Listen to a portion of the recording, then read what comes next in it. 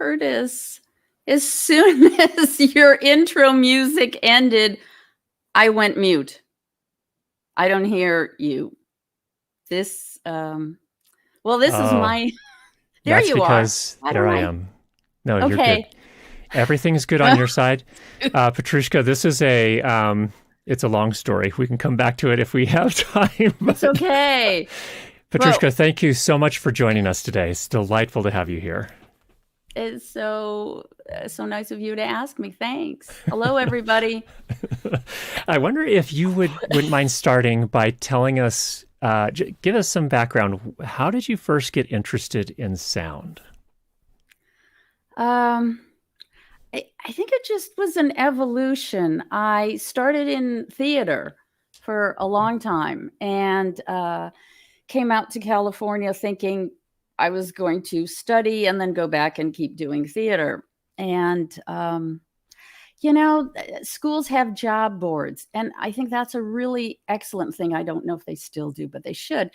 And there were jobs posted. Can you dress celebrities for a fashion show? It's a charity event. Sure, and of course everybody ignored me, but I did my job and had some little insight into things. And a little bit later on, there was another job, work on a major motion picture, deferred, which I didn't know what it meant at the time, but I learned. And but it was Michelle Pfeiffer's first movie. There were some big names at the time in it, and Mm-hmm.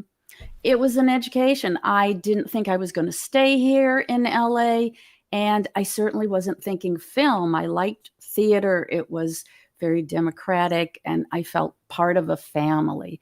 And I did this job, and the person I interviewed with had come from theater, so it felt familiar. And then he was a person who would take a show, hire some people, and then leave. He'd make scribbly little sketches of things that left a lot to interpretation, and he was off. Well, not coming from studying costuming for film, it was just so different. And I was on a few of these shows, and I happened to you're probably all too young. There was a big show in the 80s that caused a lot of talk. It was Chippendales, which was a very popular local male stripper club. And someone decided they were going to capitalize that as a movie of the week.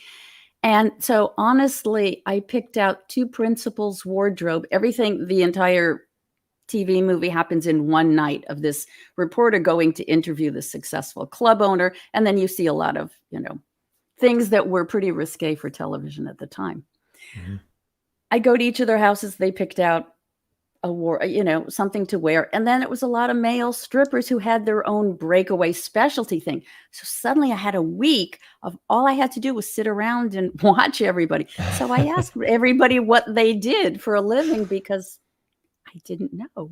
And Yeah. I actually worked as a second camera loader on that show, but thought it was too competitive and I could kind of look ahead. And I ran into the sound mixer and I said, what do you do? I recognize you from another project. And he said, I'm so excited about what I'm working on. He was doing sound work, but he was also directing, as you find a lot of film people do. They're not just the jobs that they're getting paid for, when you meet them.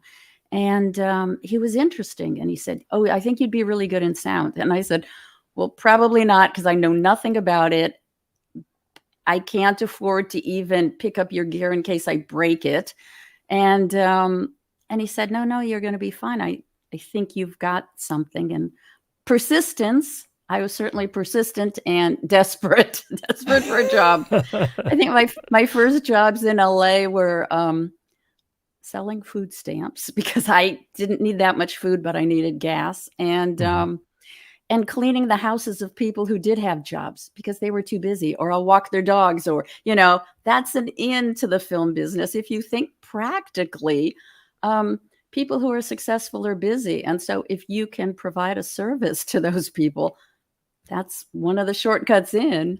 Yeah. Yeah. So I just sound is logical. I like it. I like being on the set. I missed the creating of things that happened in theater, and I realized once I finally got on set, that's where the magic is. That's where you hear people working out things. You can, certainly you can contribute if you're in a shop, but there's that dynamic that happens when creative people come together, and that really worked for me. And I'm a scrappy person, so boom operating is not natural to a human body. And so clearly that was an adjustment, and it is for anybody, and it doesn't matter your gender or your age. And people older than me when I was starting were kind, and they helped me or made suggestions, or in those first days of, oh my gosh, this 816 on a pole is really heavy for longer than I imagined. Yeah. There would be an older grip or somebody nearby who would just put a hand on the pole. And after being embarrassed, I just said, thank you. And he goes, it's really a tough job for anybody. And you build into it, Yeah. There was So one thing that's you mentioned. kind of the There's story. one. Okay. That's amazing. And actually, there's a lot more. This Well, spurs it's a deep, million but questions. So one of the things you mentioned was a second camera loader. What does a second camera loader do? Or what well, did they do back trains in the under day? the camera, trains under the camera loader. I was the backup person. Like I would do the job, and then the loader would just kind of check my work and made it easier for that person. Right. So this is back in the film day, right? It When you're was, loading the reels. oh Yeah. yeah, it was Yeah. film. It was Yeah. film, Okay. and it was a small shoot, and I had some flexibility. I mean, if I don't know if anybody now could leave their job and say, look, I'm going to be over here, with the AC. If you need me, just knock on the door of the dark room. I think those days might be over, but maybe not on small shoots. I Yeah. come from industrials and student films and commercials, and um, I'm not sure of that world now. I work primarily in feature films, but there are a lot of similarities. And if people, who are watching think that whatever I'm going to say doesn't really apply to them, or I am in a different world where people are nicer, not necessarily. It goes both ways. You never know what you're going to find when you walk into a group of people.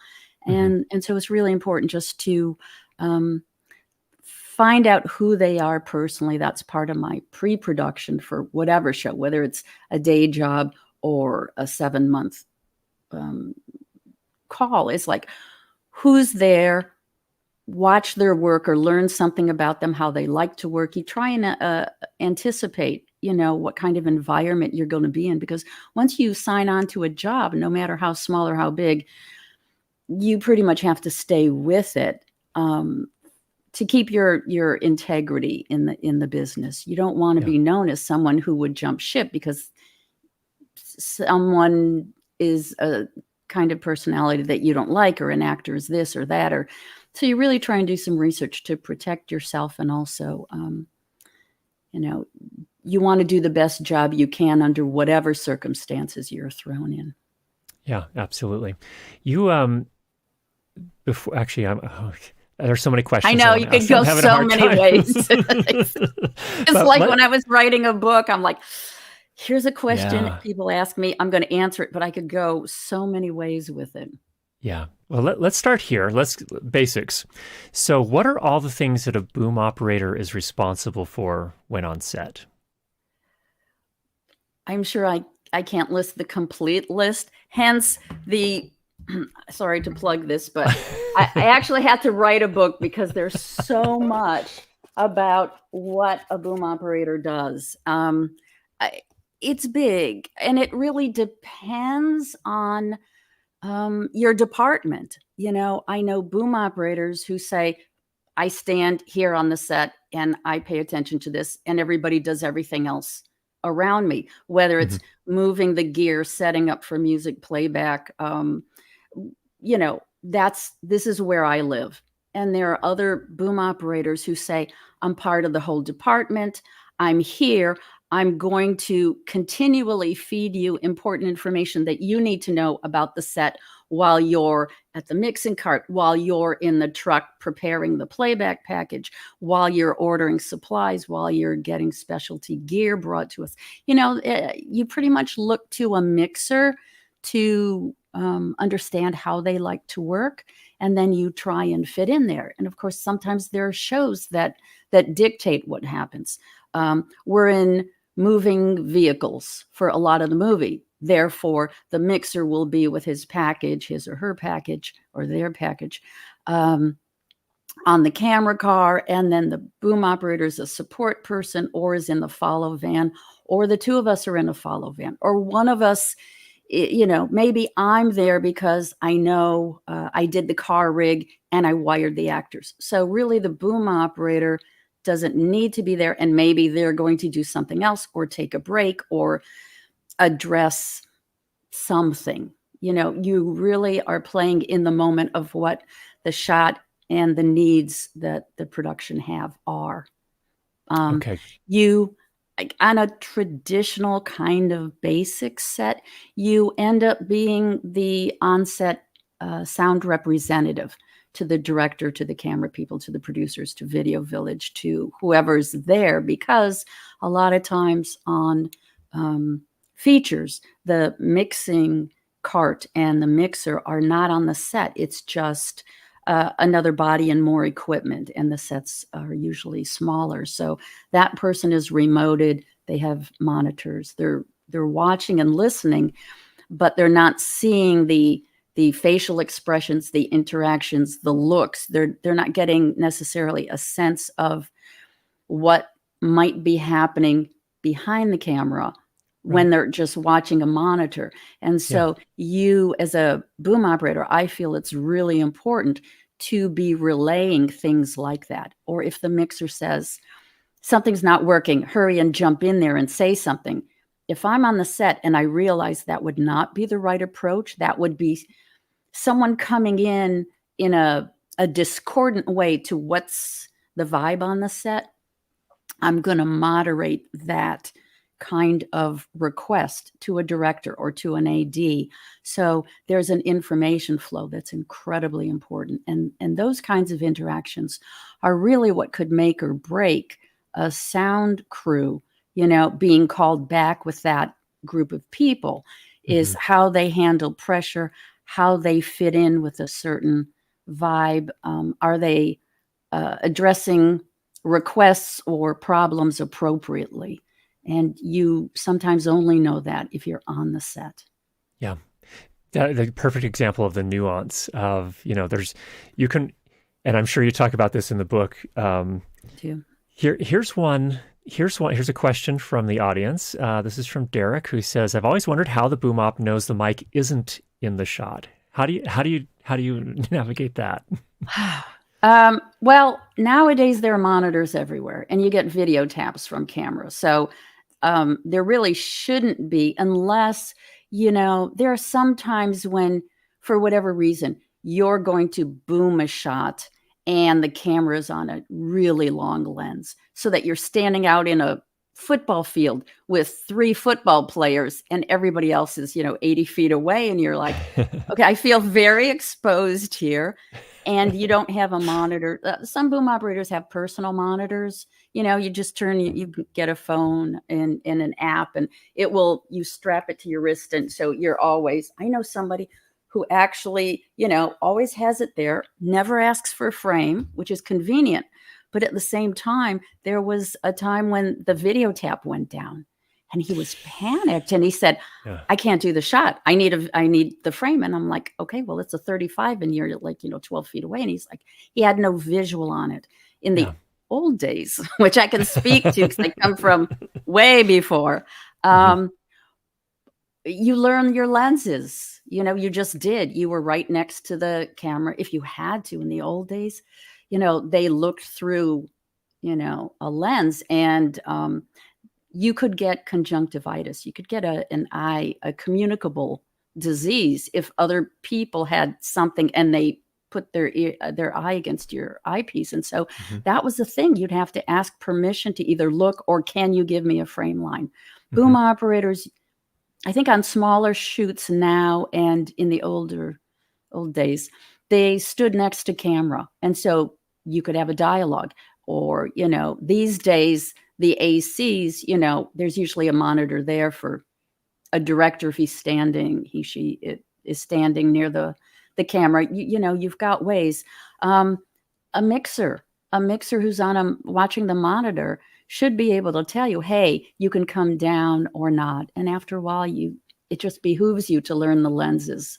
It's so much easier. So when I learned that, and everybody went to video monitors, sometimes I'll check a side frame or a light. Maybe I'm concerned about a shadow, but I just instinctively know. Okay. That's just experience, doing it over and over, learning your lenses. Over and over. Over and over. Yeah. Okay. And practice. I mean, Practice, you can do things off the set. There are ways to learn something while you're not at work. Yep. Exactly. Good. Okay. Now, what about UST, Utility Sound Technician? Because you've done some of that work. In fact, I believe you just finished last year on Killers of the Flower Moon as a utility sound technician. Do I have that right? Yes. I did the show, and no, it wasn't last year. And Marty took a while to edit. That was in the spring and summer of 2021. Oh, okay. So what is a utility sound technician, and what do they do? That is a person who, let me explain briefly, in a feature or a 3-person sound crew, you have a mixer who's responsible for mixing. Not all mixers mix these days, but I think my personal opinion is that they should, and that's their responsibility. But they're acquiring tracks and they're combining them in some way, and they're preparing a medium that is then going to go to the editors. And that's a very simplified version of what they do, but they're at the cart accepting all that information and making decisions at the head of the on the set, please. Quiet on the set. Mark. Thanks. And then the boom operator is on the set acquiring, dialogue, effects, everything. As we just said, the on-set representative for the sound department, but also a lot of times the boom operator is watching a rehearsal and creating a strategy for how that scene is going to be approached sonically. What microphones, where are they going to be? Are they going to be on people? Are they going to be planted? Do I need 2 boom operators? How we're going to make this a reality in conjunction with the mixer. But a lot of times these days, especially, productions are asking that there be as few people as possible on a set for rehearsals. So usually, the boom operator is the only one because they need to operate, and they're performance artists along with the actors and the camera, anything that's going to move or have some kind of contribution to the shot. And then the UST becomes support in so many ways. They're moving equipment, ordering supplies, handling all the paperwork, time cards, requests for expendables. We need extra personnel for the music days. I need a Fisher boom brought in for this scene. We coordinate with transportation, pretty much any department. If there's China that's clacking, the UST will go and talk with the props department. How can we collaborate? How can we put some padding that isn't going to be shown? Can we do this? Can we do that? Do you have quiet ice cubes? Grips, can I lay a rug down before you put that track? Can I, do this? Or sometimes I'm off I could be asked to mix some smaller additional unit thing that might just be a shot, or can you go set up and boom, this actor isn't in this shot, but the movie they worked on last year needs some ADR, and we're just going to do it for them and send that in. So, I'm a boom operator. If it's two booms on a set, I'm one of those people. If it's wiring actors, I'm that person. If it's we have sound gear that goes out to other people. We have context for people to hear, some kind of IEB, IFB things. Those are all mine that I coordinate with. Video Village will need a tap. It's just so everything. Much. I'm part receptionist, warehouse manager, air traffic controller, social butterfly. While, if the other two people are so intent, I can go out and be the lighter, more social side. As I'm doing my job, I'm asking people to be quiet, to turn off fans, to do things. There's that interaction to everyone else in the company, and I'm usually the first face of that. On a production. When you're a UST, you run a lot and never run on a set, but you walk 17,000, 22,000 steps a day. It's not uncommon. I had one show, I was like, zoom, zoom, zoom.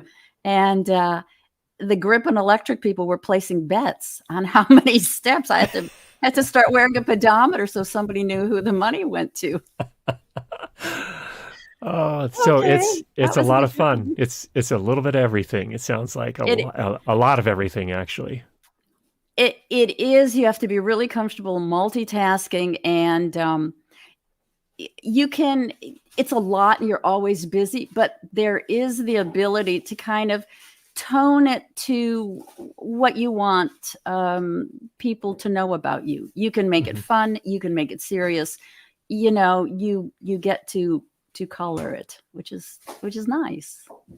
It's like it's still an art. It's still very much an art. It's all it's all an art. It's all politics. It's all art, and it's all business. And if you can combine business and stress with fun and respect, it's a winning combination. Absolutely. And so you get the sense of accomplishment for getting something amazing done that's hard, laborious, maybe even tedious at times, but you get to have fun doing it. So that's a great combo. And, everyone wants to have a job where you feel your contribution's important, where you matter, where you have respect. And it's nice not to feel, like they've taken every ounce of humanity out of you at the end of the day. So you want to try and relate to people on a personal level. It just makes the day go by nicer. And it's good. In your own best self-interest. Absolutely. Shoji has a great question here. What's the most challenging part of your job when working on a feature film set? The hardest part? Making sure I imagined everything close to the reality of it. I think knowing what to expect and anticipating things makes the job easier. And so it's challenging if I can't really understand someone and what makes them tick, or I had envisioned something completely different and it threw me. Now I feel like I'm playing catch up to understanding the personalities, the flow, what's going to be important, where I think reasonable parameters would be for what I can ask for, who I go to, those kinds of things. I don't like surprises. I mean, it's all just going to happen in front of you. When it's a movie, it's in the theater, you have an audience, and it's a product. But when we're making it, it's live theater. And as in any live performance, anything can happen, no matter how many times you rehearse or how well you think everyone's going to hit their marks. That doesn't always happen. So I think the challenging things are things you don't expect that come at you from left field, at least for me. Okay. there are times, and I've experienced this on smaller sets. I've not worked on a feature film, but how do you navigate on-set conflicts? If you have somebody you're working with and they're just being difficult or they're unhappy in some fashion, how do you navigate that? It's such a broad question. Honestly, okay. It took me 40 years and 6 months to be able to offer this to you. There are whole chapters on communication, how people communicate, why they have certain ways of needing information to be presented to them. And it's too general a question. Come write something specific. Is it an actor? Is it a producer? Is it your coworker, like in your department? Are they just a basically unhappy person? Is somebody going through a divorce, or their kid has a serious medical condition? It all is going to affect how you relate to somebody and where your level of compassion is. So it is broad. Difficulty means so many things. Yeah. Let me actually ask. Just this. Yeah. Mom. Okay. Please go away. Sorry, everybody. Yes. All good. So here's a scenario. So you're a boom operator. Electrical department's setting up for the next shot. They're they're kind of boxing you in as a boom op. There's like nowhere for you to stand and boom without making a shadow somewhere in the shot. How do you approach that? Okay. I'm going to assume that there's a big enough space and it's just been taken over by the electrical department. I don't let things ever get that far that I get boxed out and then I'm stuck. You get a lot of information if anybody does a rehearsal. I know that's not really in favor these days, but it gives every department so much information. And from a rehearsal, I see what the action is, the actors are doing. I can hear or infer from the DP and the director, how far is that action going to go? Where is it going to start? Does somebody come through a door, or are they already in?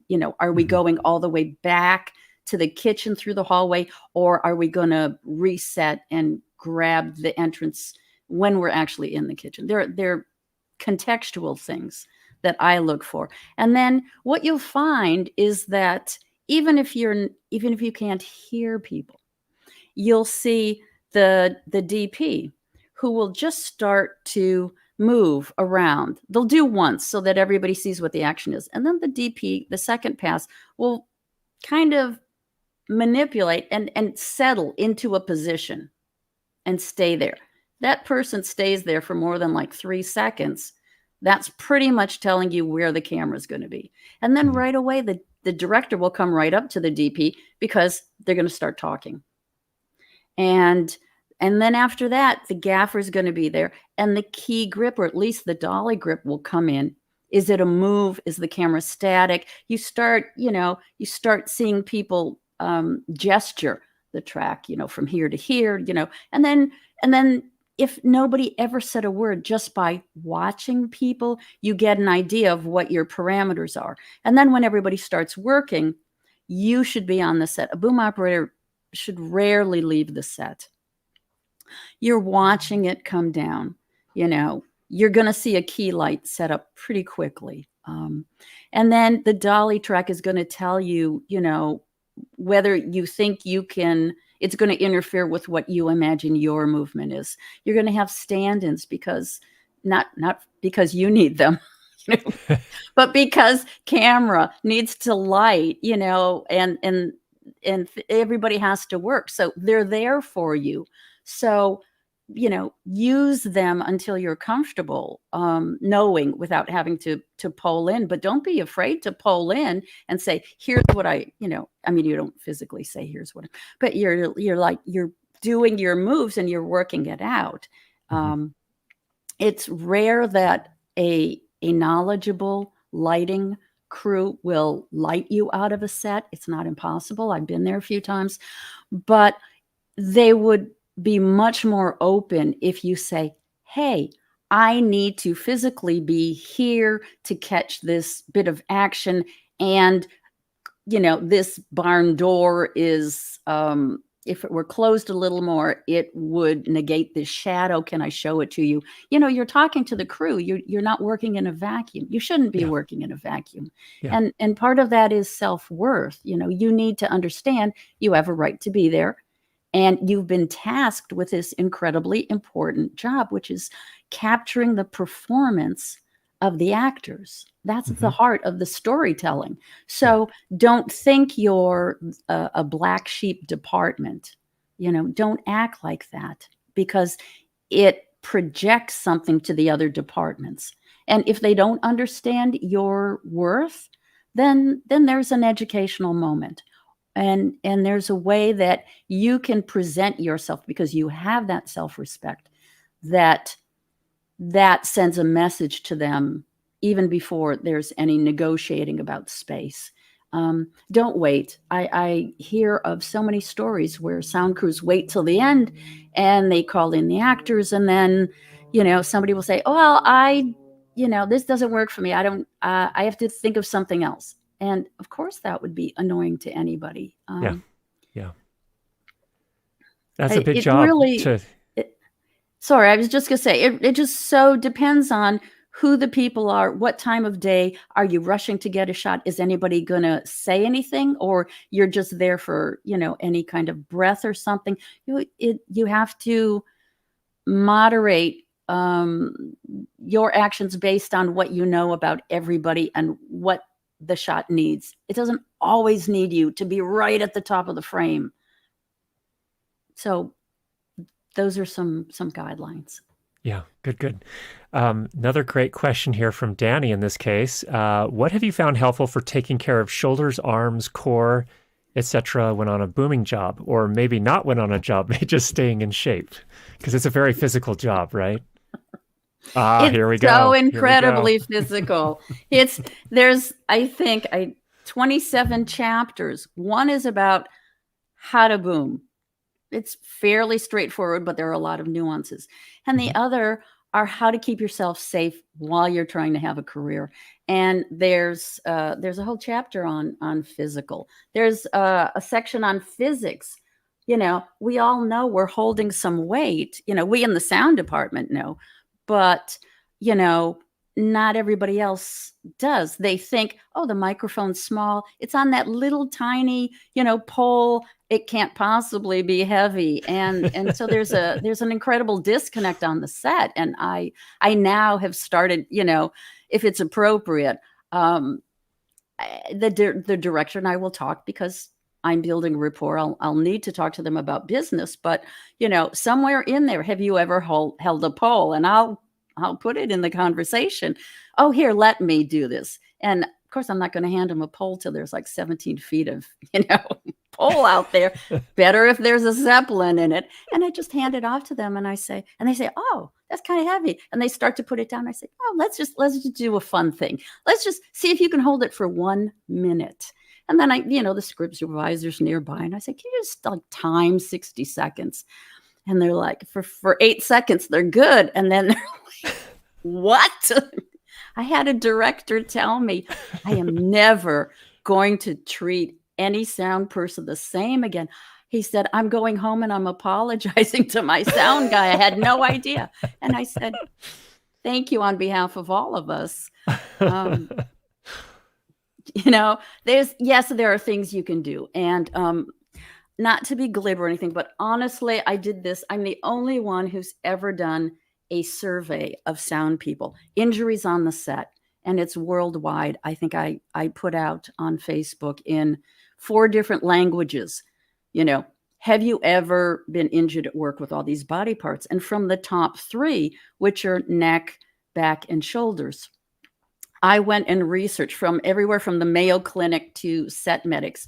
What are all the things that might happen to you? What are common injuries that would happen to boom operators? How do you deal with them? And because one of the things on the set is that you could have done a shot, you know, every other, I mean, if it's a series, you've probably done that same setup so many times, but, you know, for some reason this time you injure yourself. And so there's a chapter on how do you self-diagnose. You're going to have to be the one to make a decision in real time. Did you just, you know, tweak something and you'll be okay? Do you need an ice pack? Should you stop working now because you might be making something more injured than it is? How do you talk about pain? How do you talk about your injury? You also should be filling out an incident report on a set. You know, the second AD is responsible for all that information that gets sent to a studio or to, you know, production companies or whoever. You know, here's when we started work. Here's how many setups we had. Here's what happened. Some radio mic got broken when an actor had a fit and threw it down and broke a wire, or you know, things that happen. But you should always note that kind of thing on a production report. And also your health, especially in the United States, where we don't have a national health system. So if we get injured and it's not documented that it happened at work, you could be responsible for your own care. And I know several boom operators who slipped on a tailgate, or, you know, just something tweaked, and now they need rotator cuff surgery, or, you know, they never recovered and they're on disability for the rest of their life and their career ends. Things happen, accidents happen. And so you should always be working to keep yourself safe and in as good a condition as you can. And so the book talks about exercises you can do on the set. You'll see dolly grips before a move. You know, they'll rock. And I got into that too. They'll just, because you could injure yourself far more easily when you take off from a still position, a static position, to move than you would if you were already in movement. And I find I do that too. If I've got a walk and talk, if I've got something, if somebody's dancing, I got two people dancing out there. Yes, I could do this and this and this all day, but why hurt my shoulders? I'm just dancing with them, you know. I've got my shoulders, I got the groove, and you know, I've danced with some pretty big male stars. They had their back to me, but we're there together. So, speaking of which, so that's something that I think you've encountered more than most of us have, is working with A-list actors. How when you're wiring them, how does that work? What's the protocol? Any way they want. That's an easy one to answer. Truly, that's if they're big, you know, you have to understand who exactly you're dealing with. If they're celebrities, you know, who have entourages, a personal caterer, they have their own compound of trailers, their own makeup people, they pretty much stay off the set unless they're needed. They might be nice people, they might not be nice people. You need to do some research, and unless it's a commercial or you're called in on the day for something, you should have done some prep on that. You know, you talk to the production company. I need to know what kind of radio miking this actor prefers. Who is their contact people? A lot of them have assistants. Sometimes they have their own wardrobe people.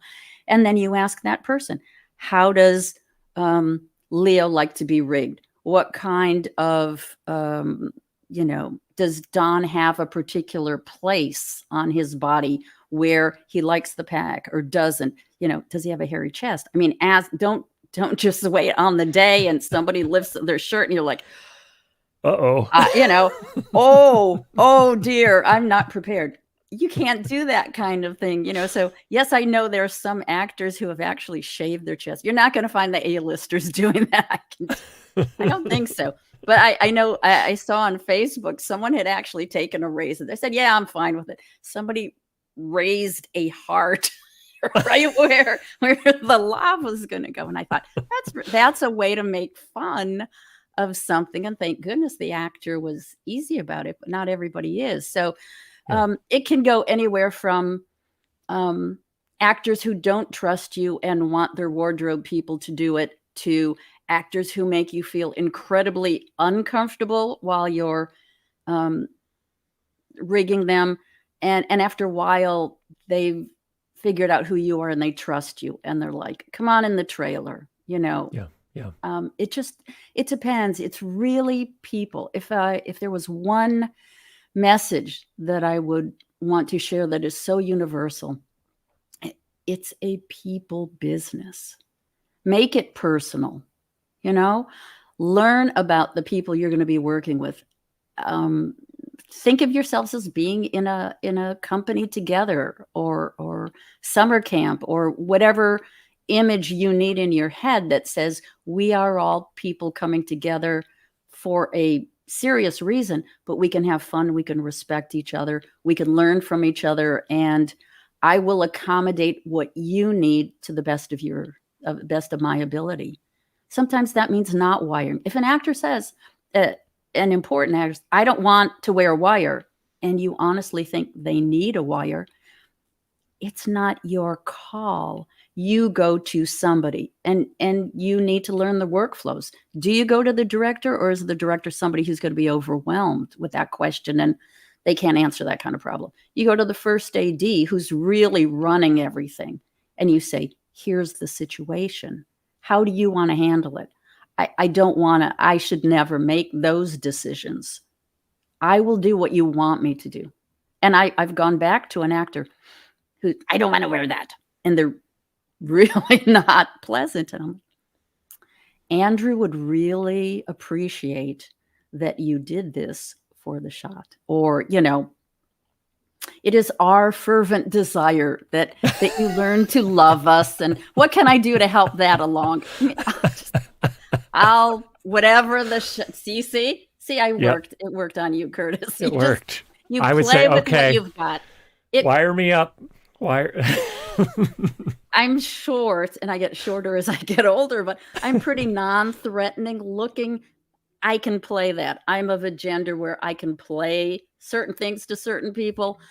If you're good with humor, if you're good at, I don't know, you know where all the great restaurants are on location, there are ways to connect with people that aren't necessarily about your job, so that when you need to talk about your job and collaborating with somebody, then there's some basic level of trust. And trust is huge in the business. You can say almost anything to anybody if there's some level of trust.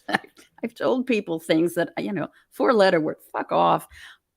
But you have to know your audience, and you have to size it up, because you're taking a risk there. And so that's you're risky. Either, it's risky, but it took me 8 years to be able to say that. And now I'm, you know, there's a certain, try not to be afraid. Fear will shut you down. You know, it stops part of your brain from processing, and you just need to stay open. You have to understand, we don't know what's going to happen. Somebody asked me, how do you do everything so perfectly? You work on these shows, like I wouldn't know what to do. And I'm like, I'm not getting paid a lot because I know what to do, because it's only an idea in someone's head. A script is an idea somebody put on paper. Does anybody know what the movie's going to be like? Really? No. A director may have a vision, and the cinematographer might have a vision. Nobody knows what the hell's going to happen. We just show up. I'm getting paid because whatever happens, I'm going to find a way to make it work. And so I kind of am in this, it's not fear, because fear is just going to close down my options, and I'm not going to see things, and I'm going to panic, and it's going to change my heart rate. And that's not good for you. I'm just going to, well, let's see about this. And hey, I really need to be here. Your C-stand is there. How can we make this work for both of us? You know, it's, we all need to work in a small space, and rather than make it departmental conflict, just say, hey, we've got 2 things that are asking for attention. I'm sure we're both smart people. Let's together look at that thing, rather than saying, you know, there's this jurisdiction and you can't cross that line. Yeah. Yeah. Largely, it's so collaborative. That's been my experience on this, even on the smaller sets. It's just very much about collaboration. Yeah, good.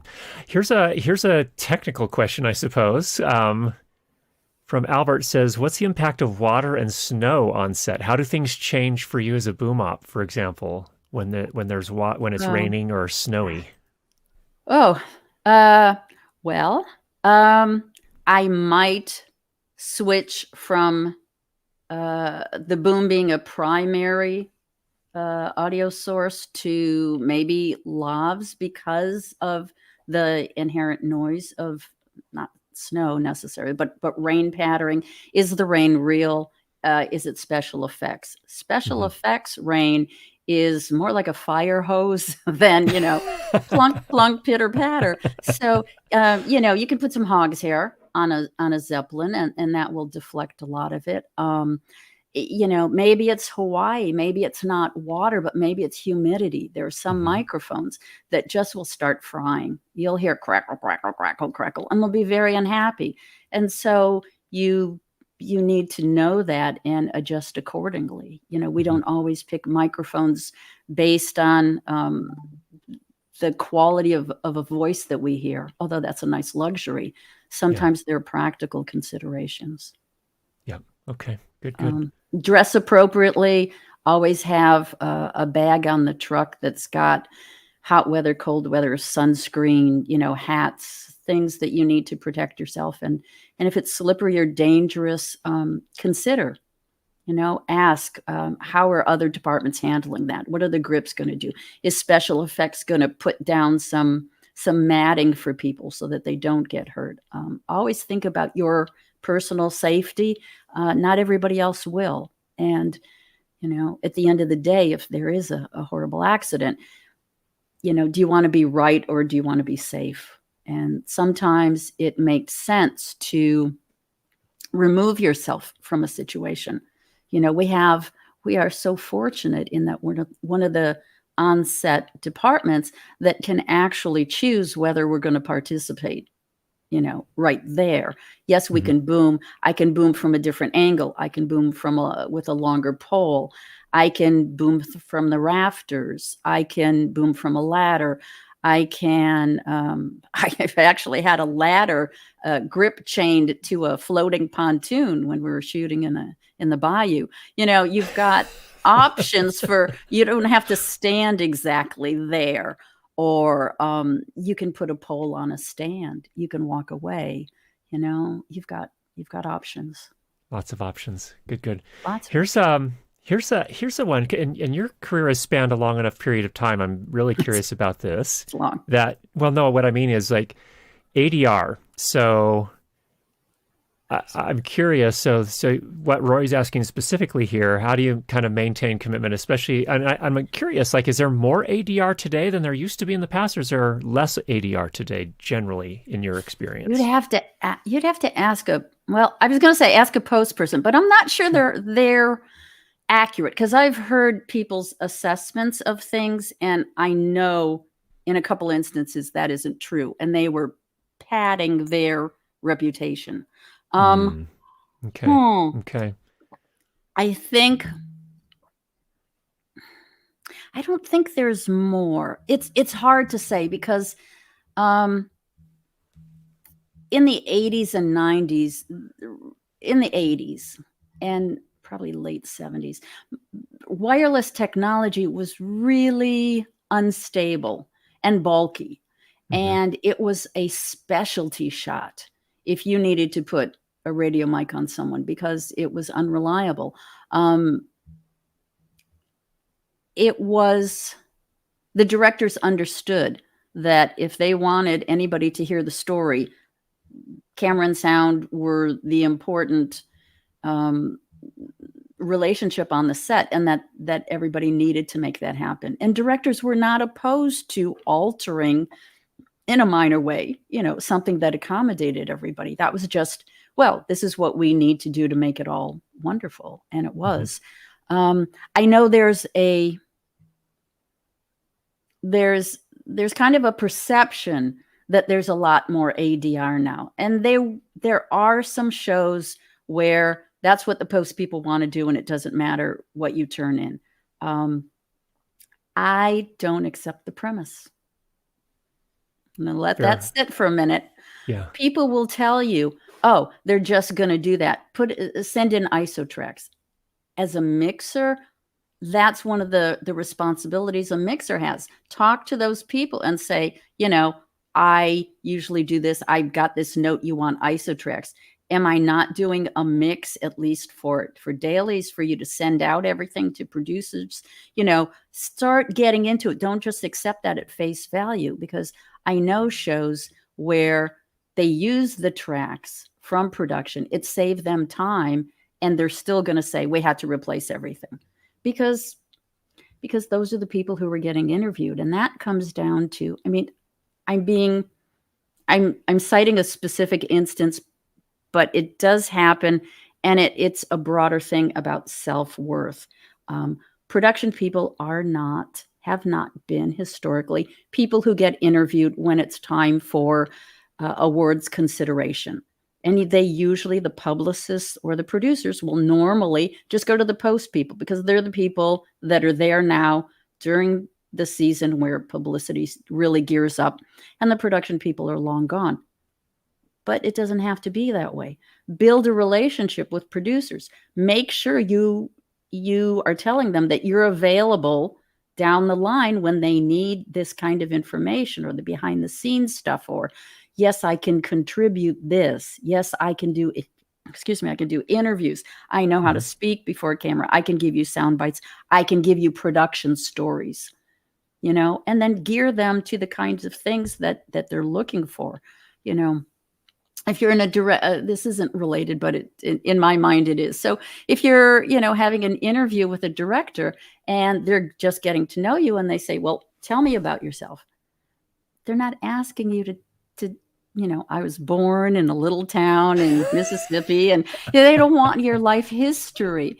They want to know who you work with, how you collaborate with somebody, what experience they had. They want to know why you love what you do.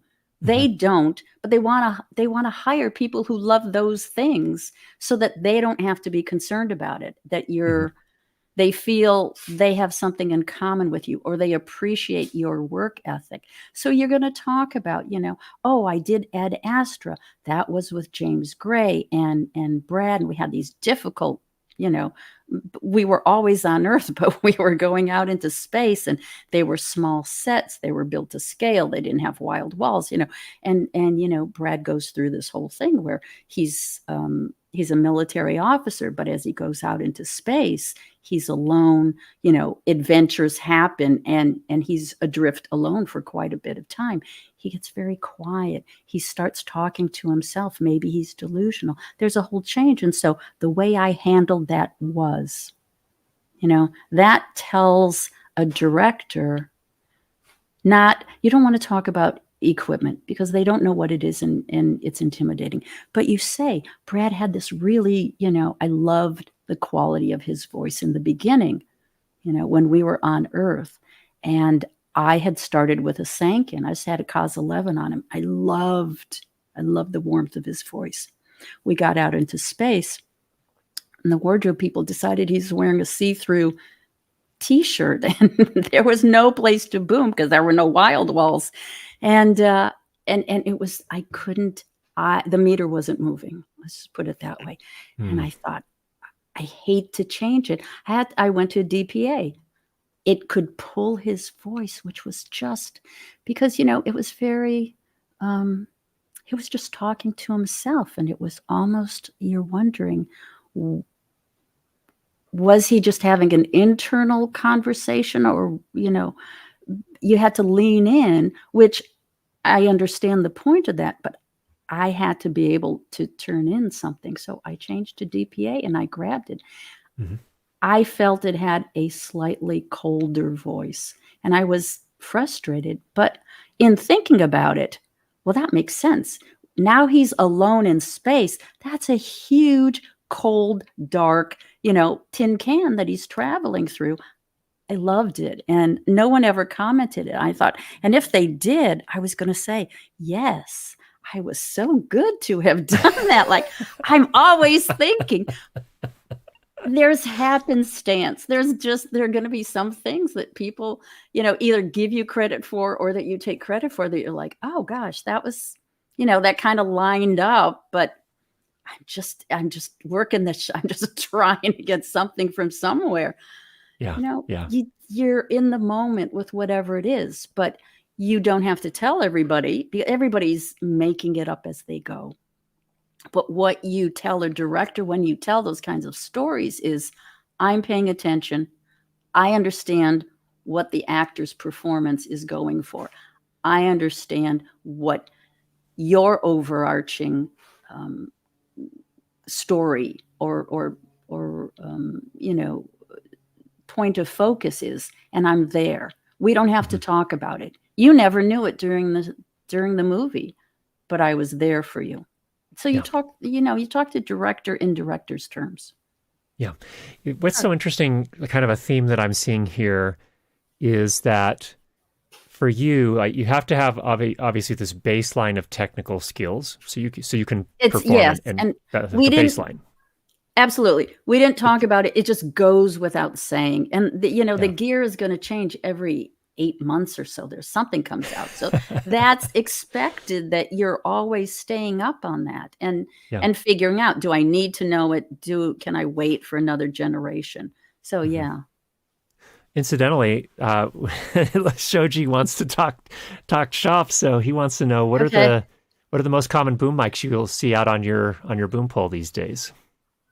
Well, there's interior, exteriors. There's what we use, which is I think the last 1, 2, 3 or 4 movies, we're pretty much all usually on a Sanken CS3E. Okay.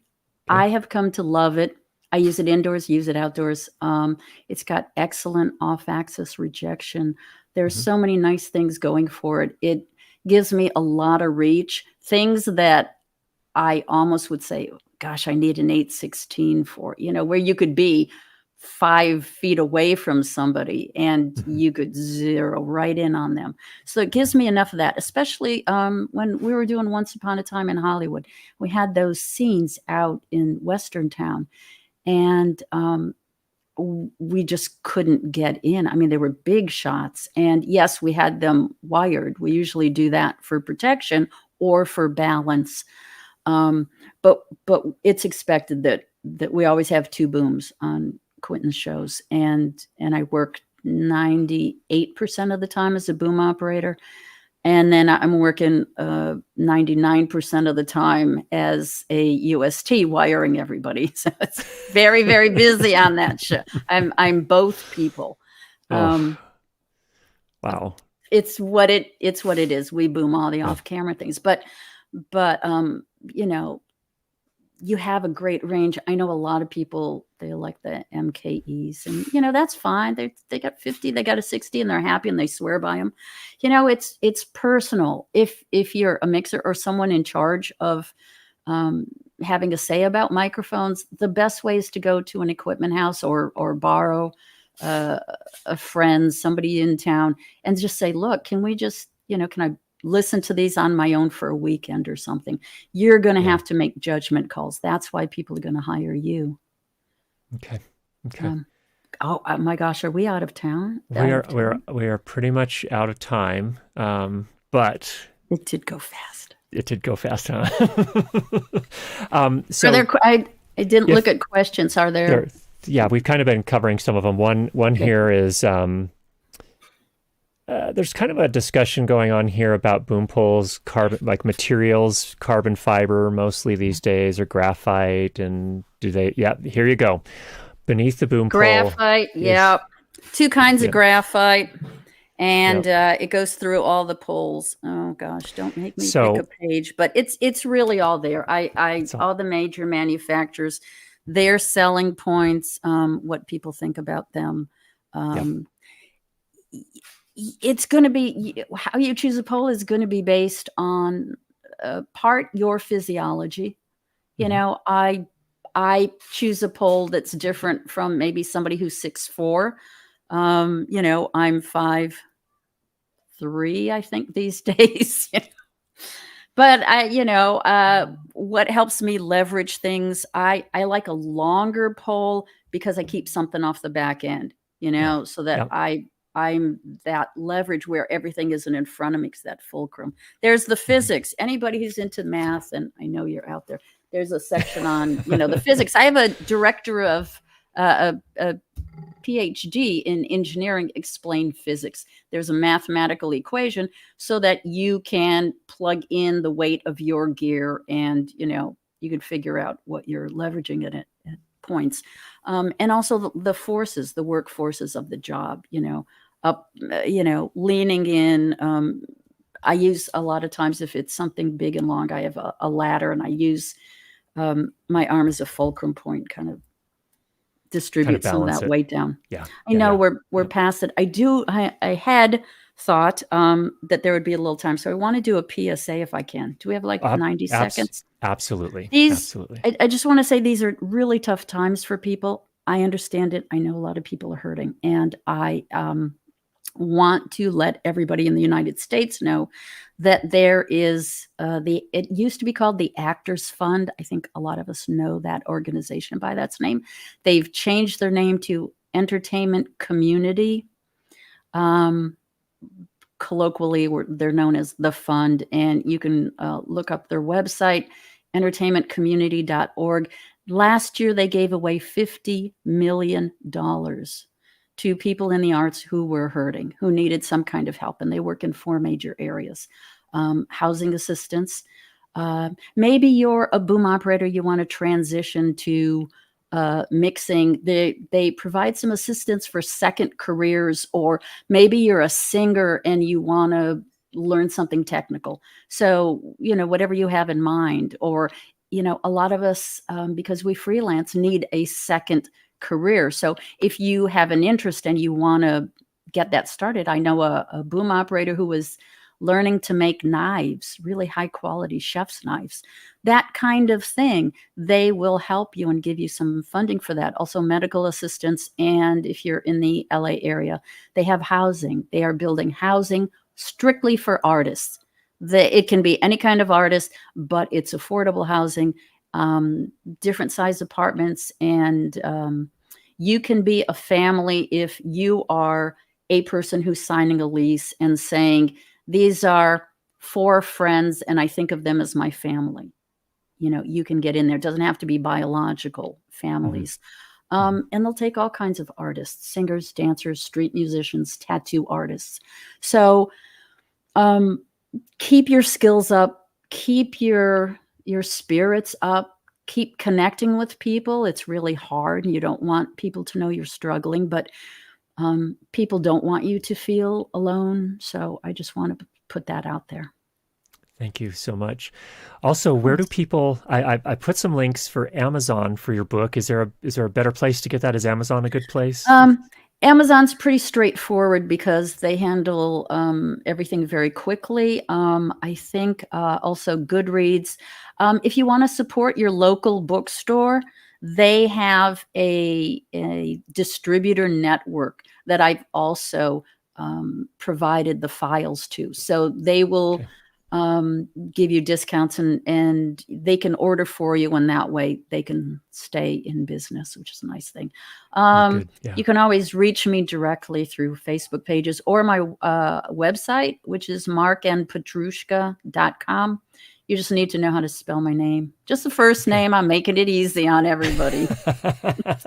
That's 2 H's in Patrushka, right? If you kind of put it out there, I've Googled it enough that they'll correct, and I'm all over that internet. Well, Patrushka, thank you so much for coming on today and talking with us and sharing your experience. It's been an absolute pleasure. Oh, great. Well, I hope everyone feels the same way. Thank you so much for spending some Sunday morning with me, and enjoy the rest of your day. All right. Thank you so much. All right, everybody, get out there, make some great sound, and we'll talk to you again next week. Take care, everybody.